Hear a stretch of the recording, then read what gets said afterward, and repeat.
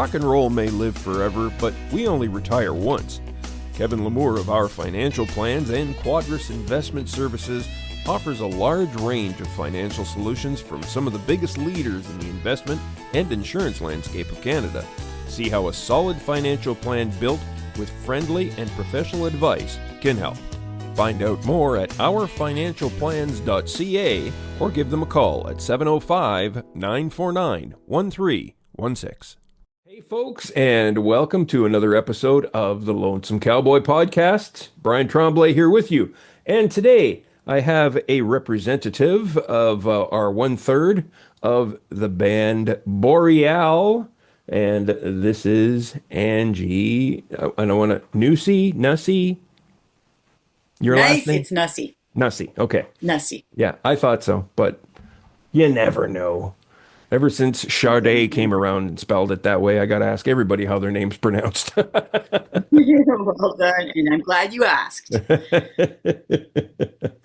So you were actually a more recent addition to the Boreal lineup, I guess you could say, right? Yeah, I've been 6 years now, but it feels like a minute. They went 14 years with Jude Vidala, and then she lovingly retired, and I popped in that place. Nice, gotta love it. And now, was the person who had the position prior to you, were they a keyboard player also? Yes, she was a lovely piano player and guitar player and beautiful songwriter.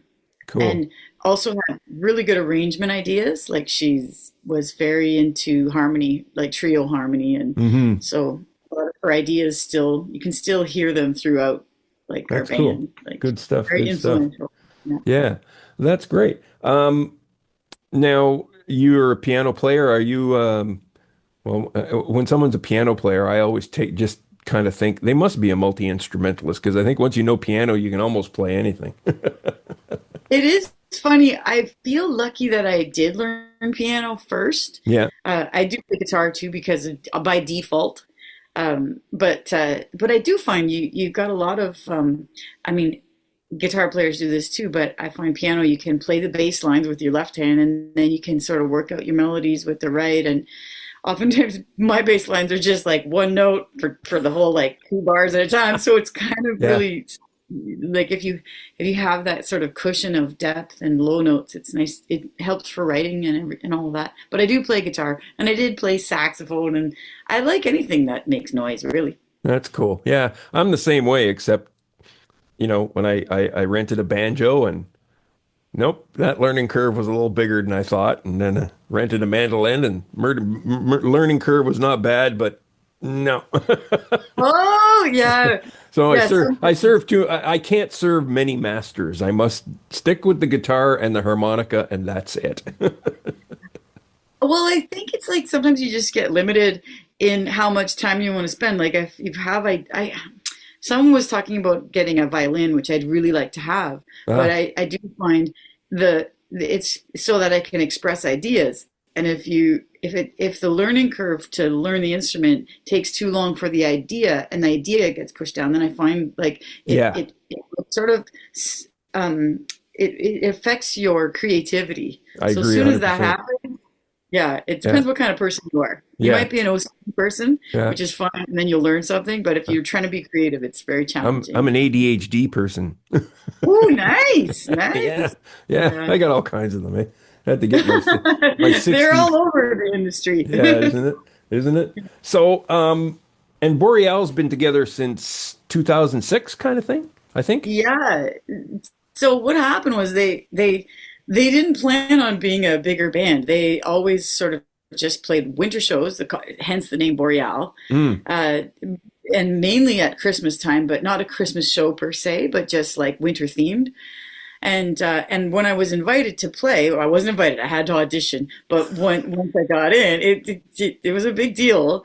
And so once I got in, it was like I was assuming we'd only ever work together 2 months a year, and that was perfect because everybody had solo careers. Yeah, but right.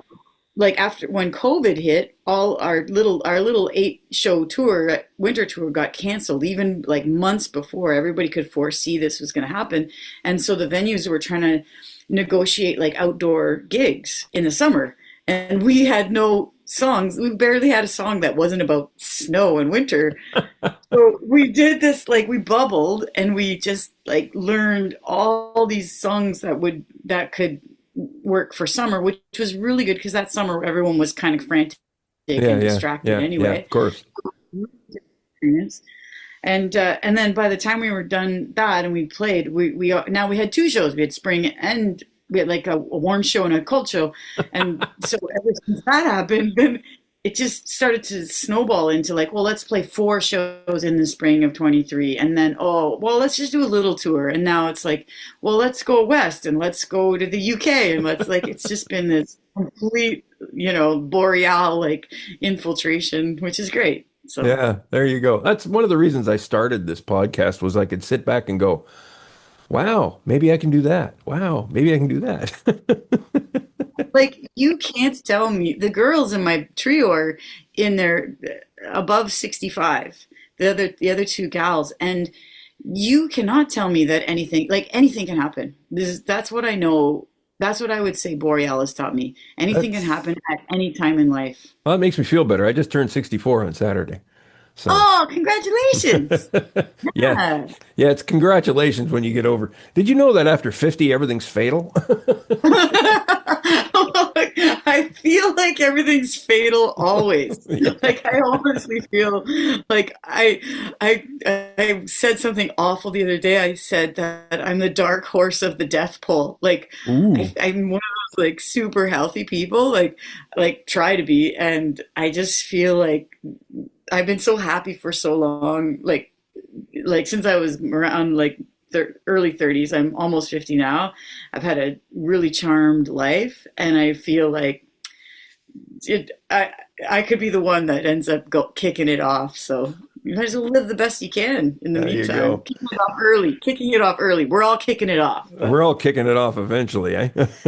yeah, make sure to keep your eye on that prize. There you go. So here's the $64,000 question. Would you get into music today considering how bleak it is for the majority of artists? And speaking to the guy who's got the bleakest career in the world. That's a huge question, and I what I love about the youth, because interestingly, my 2 very intelligent nieces who have the world at their fingertips and money for education and life, like their lives are fine, and they both want to be independent musicians, Cool. just like their aunt. And their And moms are going, and you did this. well, my sister who passed away, she's still around, but she passed away, and Yeah. I think that she did not. I don't think she wanted this for them. I don't think I shouldn't say that, but I feel when they first started talking about this, I felt like I had failed them in the sense that my sister never really knew how much work it was. And what I realized is nobody realizes that if this is the industry you want to go into, no matter what level you're at, you could be signed, you could be anything, but the amount of work is just extraordinary, and you have to really love it. Like you just have to love it, and you have to love more than 51% of it. And there's always going to be things that are tedious and take time that you didn't even predict, which is the worst kind of time. When like I always think like everything I attempt to do is 4 times longer. Like I want to do a vocal track, it's going to take 4 times longer than I thought. So, but with that said, I guess I think we're living in a world where you can't trust that whatever vocation, even being you want to be a doctor or an accountant or anything, AI is taking over. Like Oh, yeah. we I feel like our options and the things that we studied so hard to keep in our brains, nobody cares about how much you memorized Yeah, when really. you got your PhD in memorization, and Yeah. it's so like Historian, what do I you need that for? I'll just go to the computer and let it tell me what the history was. and nobody cares what you can recall from your brain, and also they don't even trust it. So we don't trust our doctors. We barely trust each other. I know. So I feel like right now, truthfully, I would go where your heart is. Like just if your heart is in music, I think you should go at any age. But and then switch. Like what I'm hoping for happens for the young ones is that when the moment is like I've quit a couple of times in this industry and I was ready to quit. I felt like I'd already achieved what I wanted to and it didn't deliver happiness, which is what I was looking for. Hmm. So quit and see what else there is for you because and be okay with the next thing too. But I think the sorry, I'm really going off on this. It's a fabulous question. But I Thank you. think the kids did also yeah, I think they also have, they're equipped with the psychology around things. Hmm. Like maybe they desire fame, but there's also a psychology of why you desire fame. And do you have trauma in your background? And do you have reasons to, or do you just innately feel like you want to share? Maybe it's from your heart. Like they dig deeper into these things, Yeah. which I think gives them an advantage of being able to be more stable True. in the industry, Yeah. being able to have more longevity. Because if you're going because you wanted to prove to your dad that you could do it, well, that's a pretty uncomfortable desire to like. It's a pretty uncomfortable reason to work hard. But I think we're equipped with a lot more tools to make decisions now and move forward. Cool. Okay. Well, here's hard question number two. Yay! With the Yay! world that's basically going to hell in a handbasket, which I wrote a song called "To Hell in a Handbasket." Oh, there had to be a song. There There was. has to be a song. Yeah. Has Boreal ever thought about turning some of their music songwriting talents to a protest song to give their vent to what they think of the world, or if that's just not in the brand? Interestingly, I think that those girls have, all of us through the years have written protest songs and Cool. in our own feminine way. Like I probably have 10 and I did a lot of that in my 20s. And I can tell just where we're at right now that I, okay, I'm not going to speak for Boreal for this part, but I Okay. feel for me, I can tell that I believe in energetic emissions. If you're really scared and you're really angry and you're really in fear, that counts as something. And if you need to act, you got to act. That's great. But those kinds of things can also transmit into the world. So it's almost like if you're mad at your neighbor, my neighbor is knocking down the trees right now. It's so challenging to just be in love with them right now. They're clear cutting their place right now. And but if I'm going to be angry at my neighbor, how do I expect the rest of the world not to do angry things? So I can tell that the girls, whether they know it or not, they want peace. They want peace around them and within them. So every time you sing a song or put that out there, for sure you have to do it if it feels like you're calling. But I, I think these are more like angelic women who are here to clean up the mess that our fighters create, which they need to create. Everybody has their role, Well but sometimes said. I hope that works. Yeah. That's that's an answer I could never have a rebuttal to because that's Oh brilliant, I my would God. say. Yeah. I'm so glad. Well, that's Yeah. Like cool.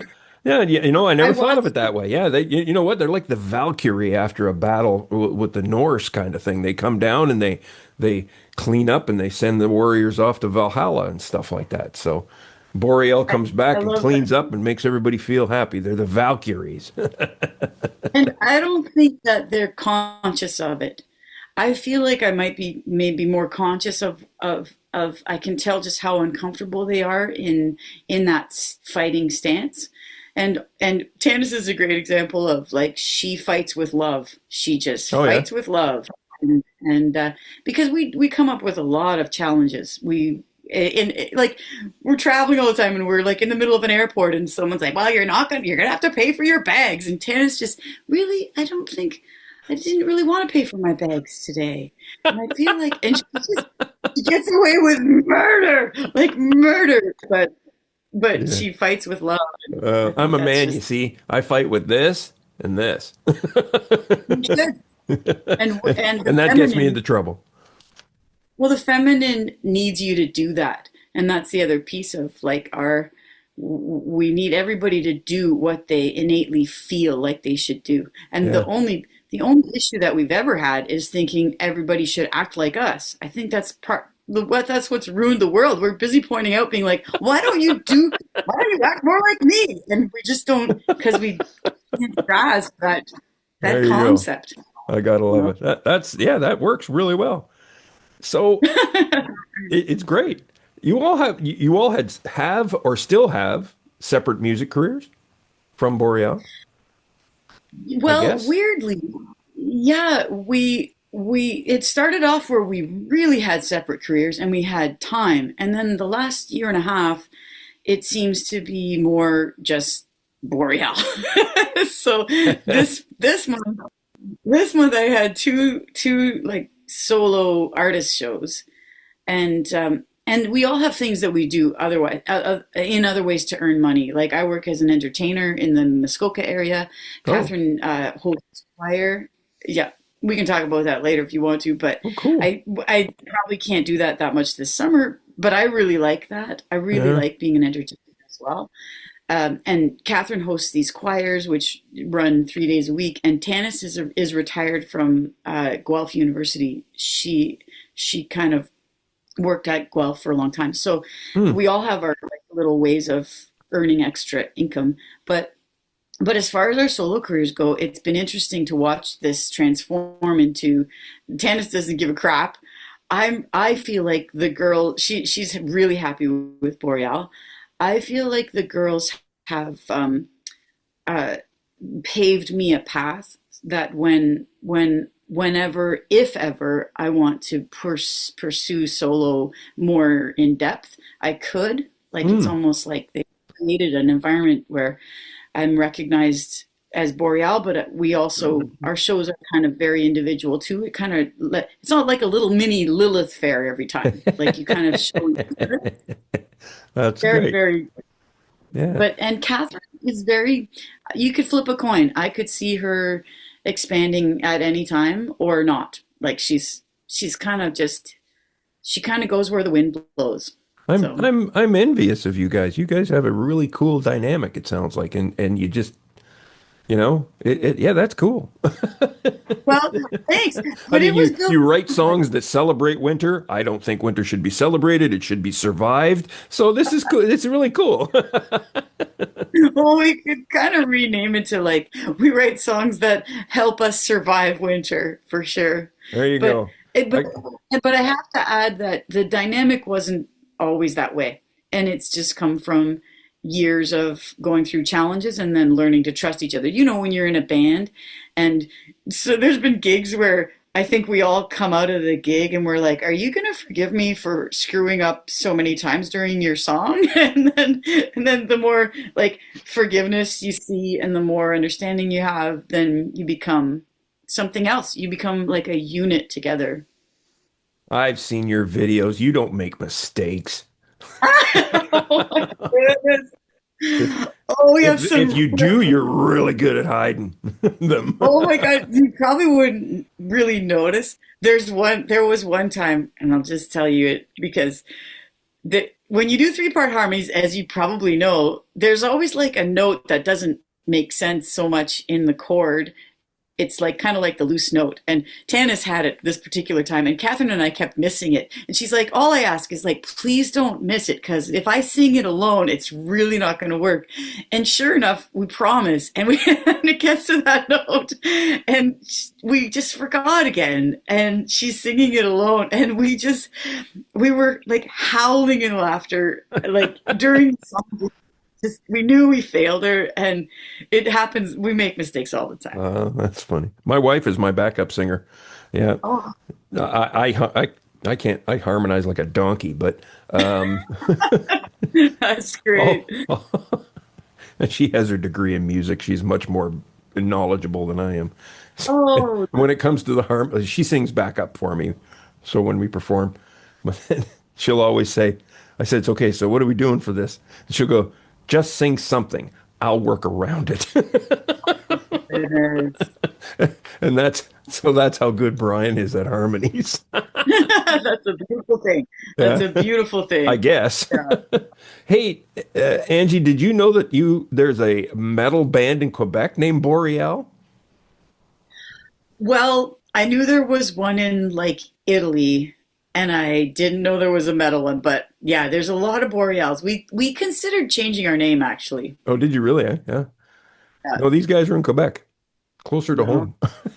I wonder if anyone's going to trademark it at any time. We might That's have to hard to say. I think they're a cover band, so don't worry about it. maybe they'll stay local. Hopefully, they stay local and Yeah, don't there want you go.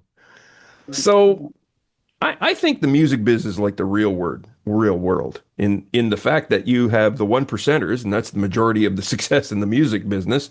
Those are the ones that are they earn all the money kind of deal. And then there's still 99% of us out there kind of thing, still to. struggling. Do you think something like a universal basic income for the arts, like they did in Ireland, is something that could be a solution to that kind of stuff? I think universal basic income for everyone would be a solution to so many problems. I almost wrote a book about this. Did you really? Uh, Wow. yeah, and I'm in the process of trying to. I had a meeting with my MP, and I want to start a parliamentary petition for the arts, like Ireland did. Do you think I can get any of the associations behind me to do it?